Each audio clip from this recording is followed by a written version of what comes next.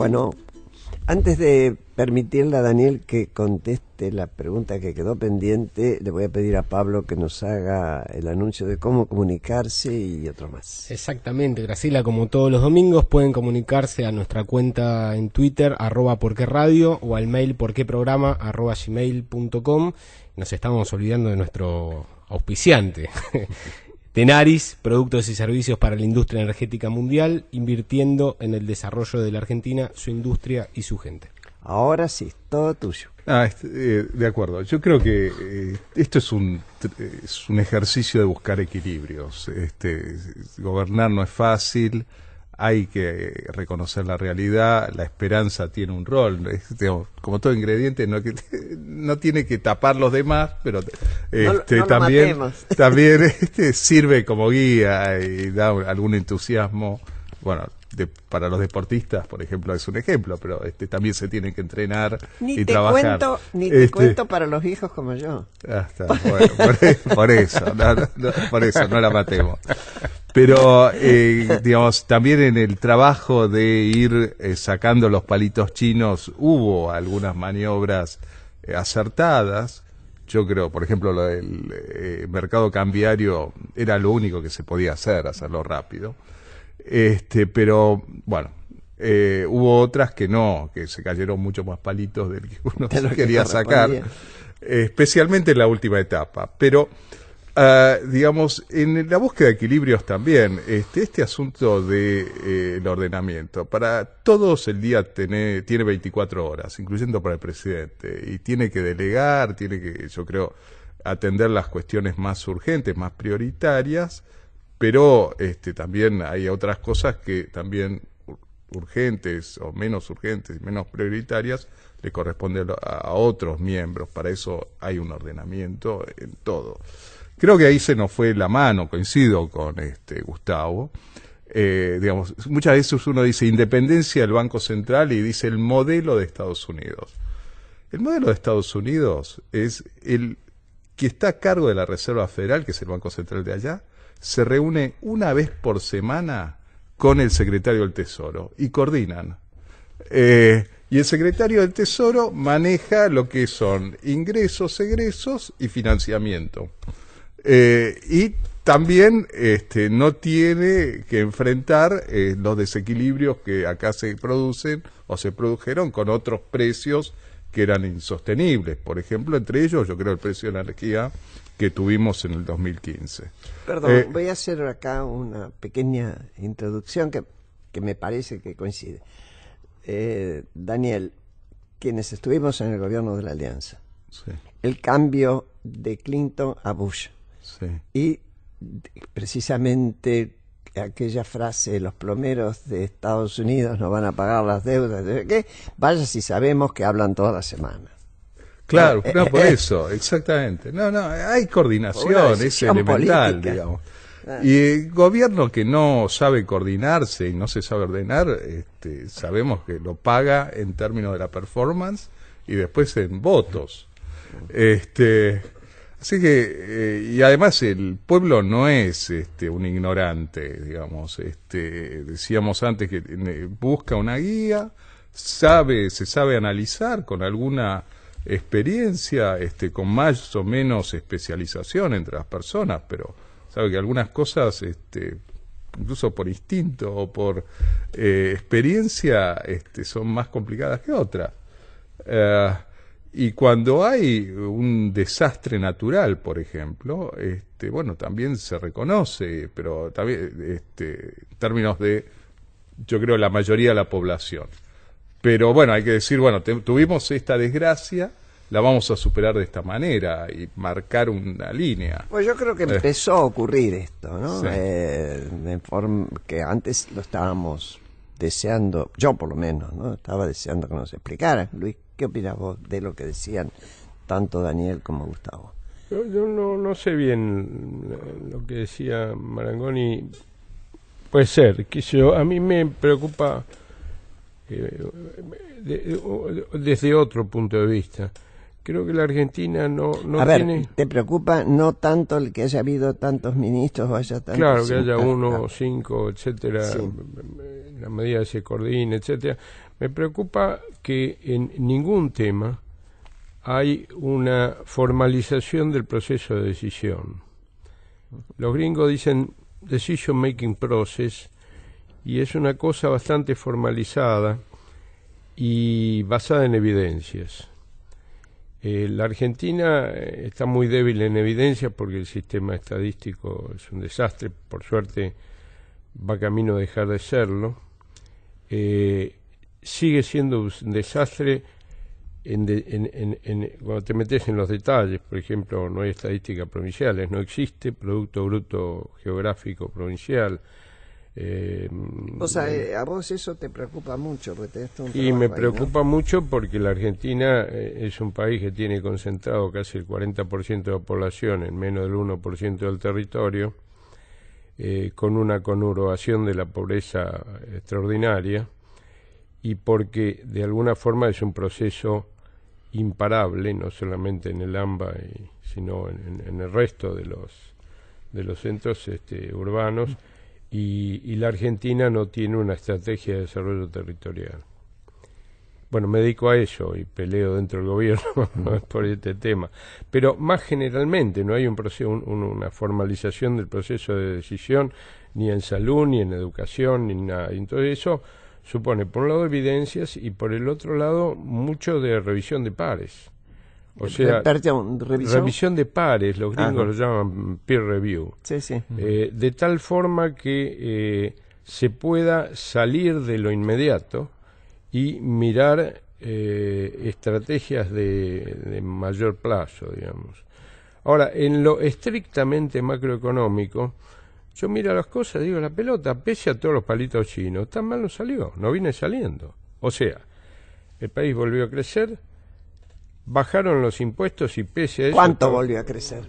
Y repta, digamos, pero volvió a crecer, claro. Ya suman unos cuantos... bajaron los impuestos y sin embargo, ¿cómo se llama? El déficit fiscal baja. Dentro de todo, encima va a tener su hociqueo, pero de alguna forma está bajando la pobreza. La inflación no crece, no digo que baja, pues posiblemente no esté bajando, pese a este cambio en el sistema de precios relativos. Entonces, digo, bueno, en este juego de palitos chinos, tan mal no estoy viendo la cosa. No le va a los amarillos. Tan mal no le va a los amarillos. Sí, probablemente le vaya mal a los verdes. Porque todavía se financia, digamos, con verde, digamos. Entonces, hay indudablemente todo eso es posible por el aumento del endeudamiento, pero que tiene un ritmo preocupante. Pero bueno, en la medida que sigamos sacando palitos, y algunas veces se va a volver a caer y va a siquear, y el error es inevitable, qué sé yo, miro las cosas y digo, bueno, tan mal viene saliendo, y no me parece. Por lo menos yo lo pensaba mucho más difícil. Casi que tenemos un optimista. Dale, Gustavo, aunque diga lo que... No soy tan optimista, pero no solo pensando en estos 2 años y medio, ¿no? Yo digo, supongamos, digamos, 2019, las proyecciones con los datos que tenemos ahora, y probablemente terminemos con el mismo PBI per cápita del 2011. Entonces, la segunda década de este siglo que estamos viviendo va a ser una década perdida en materia de crecimiento, y esto es responsabilidad no solo de los que están ahora, sino de los que estaban antes, digamos. Entonces, me parece que esto tendremos que ver las cosas que nos pasan y las dificultades que tenemos, este mecanismo de establecer políticas, consensos, etcétera, para poder recuperar el tema de crecimiento. Porque otra cuenta para el rosario de obviedades: si no crecemos de manera sustantiva y más o menos sosteniblemente durante mucho tiempo, el tema de la pobreza, el tema de la distribución del ingreso, etcétera, etcétera, etcétera, no van a mejorar.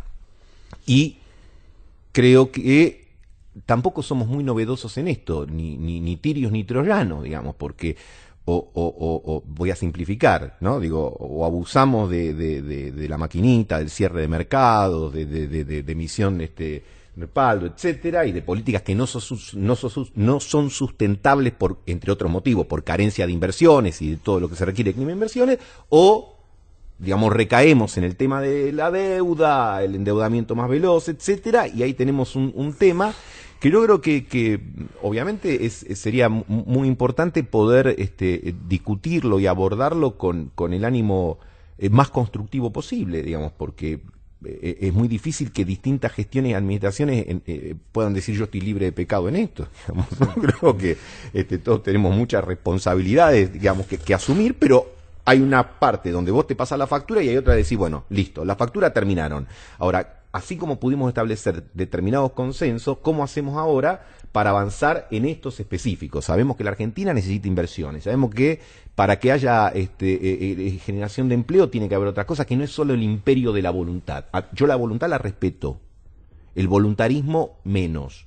Y como los argentinos de un lado y del otro de la medianera somos igual de voluntaristas, entonces voy a decir, bueno, vamos a dejar un poco el voluntarismo, vamos a poner toda la voluntad posible, y vamos a poner una voluntad en el hecho de, insisto, pasadas las facturas correspondientes, a ver, de qué manera tenemos un banco central que coordine, de qué manera tenemos la posibilidad de acceder al mercado de crédito sin abusar de ello, y de qué manera también, a mí me parece bárbaro la ampliación de derechos, y la voy a defender siempre, pero también creo que eso tiene que venir de la mano de la responsabilidad de cómo lo vas a financiar. Y creo que eso claramente fue una carencia de la etapa anterior. Y hay que decirlo. Sí. Y hay que decirlo. O, digamos, porque me parece que esas cosas son importantes asumirlas. Ahora, esas son algunas de las discusiones que nos debemos, ¿no? Sí, Daniel. Sí, yo creo que... Estoy hablando, recuerdo, con Daniel Marx, Gustavo Marangoni y Luis Rapoport. Daniel ahora está hablando. Gracias. Sí. No, creo que acá, comparando con el 2011, tenemos bases mucho más sustentables. Es decir, tuvimos varias veces, y la tentación muchas veces en la Argentina es, bueno, para comprar el crecimiento de corto plazo inflamos la economía y generamos mucha distorsión. Por ejemplo, en Argentina le hemos sacado mucho al productor agropecuario y hoy por lo menos tiene incentivos para seguir expandiéndose, un poco lo que explicaba Luis también. Le hemos sacado en esa época enormemente al sector energético. 2011 decís vos. Sí, al sector energético. Bueno, vivíamos bien porque repartíamos de ahí indirectamente, pero tuvimos un déficit fenomenal y en lugar de exportar empezamos a importar de manera creciente. Incluso me parece que en ese momento, corríjanme si no, Daniel, hubo una intención en el gobierno de Cristina Kirchner de tocar el tema de las tarifas y después hubo un retroceso. Hubo algo tímido, pero hubo algo porque ya era absolutamente imposible de seguir, era muy, muy absurdo. Entonces esas cosas se han corregido en gran medida, no terminó, y en ese sentido sí uno dice, bueno, tiene unas bases para poder crecer después. El tema está en que tampoco el crecimiento es mágico, el que se pueda sostener, y tampoco ocurre un día para otro. Y tenemos un sector importante de la población que no puede esperar tanto. Eso es parte del problema político, cotidiano, social, y de la realidad. Entonces, ese manejo de la transición es particularmente delicado. Y muchas veces, si no nos preparamos para algunos momentos, por ejemplo, de contexto internacional adverso, nos viene todo en contra y nos agarró mal parados. Y eso exacerba un poco las divisiones y la pérdida de horizonte, y esto es parte de lo que yo creo que nos ha venido pasando. Por eso, bueno, hay que pensar ciertamente a dónde se quiere ir, cómo se hace esto para realmente poder ir agrandando la torta y que llegue a todo el mundo, y simultáneamente atender la transición, porque digamos, en países pequeños por ahí tienen menos problema de estas transiciones, pero un país mediano como Argentina, con una experiencia muy grande de distorsiones, digamos, el costo de la transición puede ser particularmente elevado. Sí. Sí. En medio de este intento por parte del gobierno de cortar la corrida cambiaria, el presidente mantuvo reuniones con distintas élites, se juntó con los empresarios, se juntó con los gobernadores, también con los senadores. Y de esas reuniones sale la propuesta del presidente de un gran acuerdo nacional. ¿Qué factibilidad le ven a un año de las elecciones? Me toca. Bueno, no sé, Tome ¿qué alguien la Pronto palabra. divisa. Primero, un comentario sobre lo Sí, que decían. Yo estoy de acuerdo con los dos. O sea, si uno mira una mirada mediano, largo plazo, más largo plazo, peor. Nosotros a principios del siglo pasado teníamos un poquito más de Producto Bruto Per cápita que Estados Unidos. En este momento estamos en el 30% del Producto Bruto Per cápita de Estados Unidos. Ni que hablar esto que vos decís, bueno, estamos en el per cápita del 2011, etcétera. Pero por el otro lado también estoy de acuerdo con Daniel de que, bueno, digamos, este juego de ahora de palitos chinos, de alguna forma, no está saliendo tan mal. No lo abandonás el juego. Yo tuve que acordarme de Ahora, los colores cuando jugaba con mis nietos. Ahora, ¿cómo se llama? Yendo a lo que vos decís, yo soy escéptico sobre eso. Soy escéptico porque en periodo electoral, ya en 2019 vamos a estar en periodo electoral, las ambiciones políticas le ganan a los acuerdos. No creo que esa lógica vaya a cambiar. Y hay un juego de ambiciones políticas que no solamente está en el que eventualmente aspira a presidente, sino que hay un juego de ambiciones políticas en el ámbito municipal, en el ámbito provincial y en el ámbito que se te ocurra. Ahora, desde el punto de vista más sectorial, el sector gremial está cortado por ese juego de ambiciones políticas, pero también está cortado por el eventualmente, digamos, frente a un momento inflacionario, vuelan los sindicalistas, son demandantes de inflación, cuanto más inflación mejor, porque entonces la pelean, digamos. Si vos tuvieses una inflación del 2% y año a año hay que discutir cuánto fue la productividad para repartirla, los sindicalistas están muertos, ¿te das cuenta? No te preocupes que la mayor parte son empresarios. Bueno, por eso debe ser, porque, digamos, con la inflación pierde el salario, digamos, ¿no? Pero tienen que sostener su base, digamos. Y desde el punto de vista de los empresarios, sí, pueden hacer declaraciones y qué sé yo, pero a la hora de fijar precios y toda esta cosa, tienen que mirar sus intereses y el sostenimiento de 100, 200 tipos que laburan con ellos, digamos. Entonces, soy escéptico. Pero tiene un sentido de punto de vista social, claro, y qué sé yo. Creo que hay una cosa que ustedes tienen que tener en cuenta, y es que, bueno, Daniel lo sabe mejor que nadie, el tema de tener reservas, el tema de tener el fondo, y creo también el discurso sobre este acuerdo, qué sé yo, tiene el sentido de un seguro. Las reservas, ¿para qué sirven? En definitiva, son nada más que un seguro. Si hubiese un instituto asegurador internacional, que de alguna forma es el fondo, compramos un seguro adicional, y con esto hay un intento de, por lo menos en la opinión pública, jugar a un seguro y repartir el sistema de culpas, pero soy escéptico. Sí, Gustavo. Voy a poner una baza en defensa de los sindicalistas, digamos. Antes de esta crisis, digamos, buena parte de los gremios cerraron acuerdos, digamos, bastante responsables, diría yo, ¿no?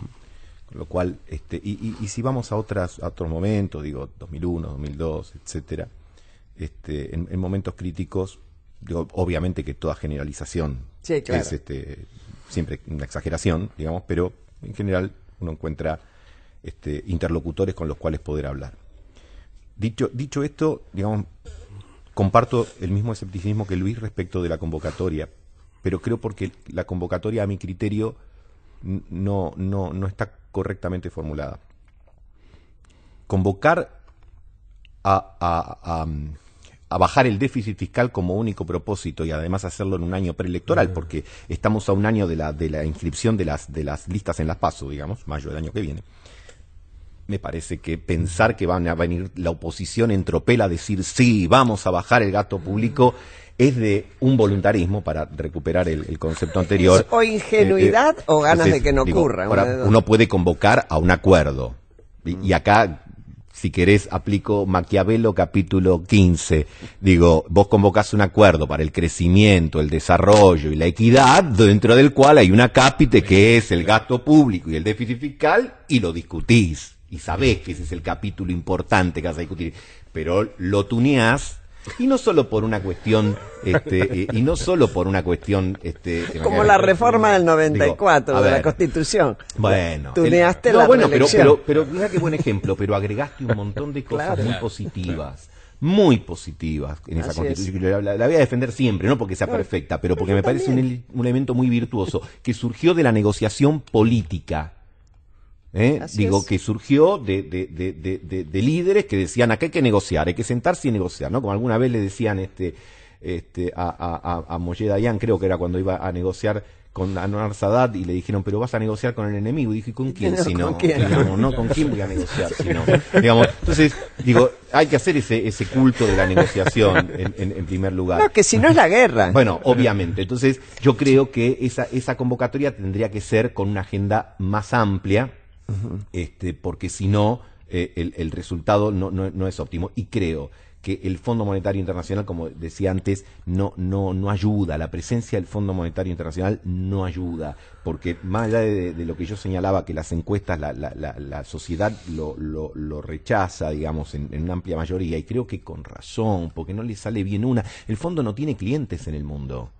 No tiene clientes. Si esto sale, nosotros vamos a ser el principal cliente del fondo. Bueno, por ahí se pone sensato y... la verdad, está bien. Vamos a ver. Yo soy prejuicioso como cualquier hijo de vecino, o un poco más, pero está bien. Abro, digo, déjame ver. Ya que somos único cliente, por ahí somos preferenciales. No digo único, porque vamos a ser el cliente más importante. Y la verdad es que me parece que distorsiona también el acuerdo, porque imagínate, insisto, que en un año preelectoral te digan, no, van a hacer... Basta que uno te juega la ley del Orsay futbolísticamente para que te deje enganchado. Basta que un sector diga, de ninguna manera vamos a ser cómplice del Fondo Monetario Internacional, para que el resto de la oposición diga, che, si voy a dialogar sobre esto, quedo perchado, como vaya a saber qué cantidad de cosas. Entonces me parece que en ese sentido, por eso volvemos al comienzo. Yo creo que el gobierno tiene muy buenos cuadros políticos.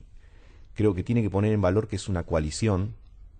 Y lo ideal, a mi criterio, sería que esa coalición electoral, que no se ha reflejado todavía en una coalición de gobierno, pueda reflejarse en una coalición de gobierno, para que mucha gente que tiene mucha política que aportar pueda establecer los puentes que se necesitan en la política argentina, y el ámbito específico institucional para discutirlo es el Congreso, para que podamos tener un presupuesto razonable, para que podamos, obviamente, llegar a una discusión interesante sobre el equilibrio, más que una discusión y una resolución de cómo vamos a llegar al equilibrio presupuestario, que es importante, porque también es cierto que no nos podemos quejar de la deuda y a la vez desinteresarnos del déficit, porque vos decís, mira, flaco, no se puede ser alto y bajo a la vez, no podés decir, no quiero que te endeudes y quiero que gastes más, vos decís, bueno, qué sé yo, explícame cómo. Entonces, me parece bárbaro ser responsables en esto, pero en este contexto comparto el escepticismo de Luis respecto del mérito, la oportunidad y la conveniencia, dirían los abogados, ¿no? Bueno, yo tengo que cerrar.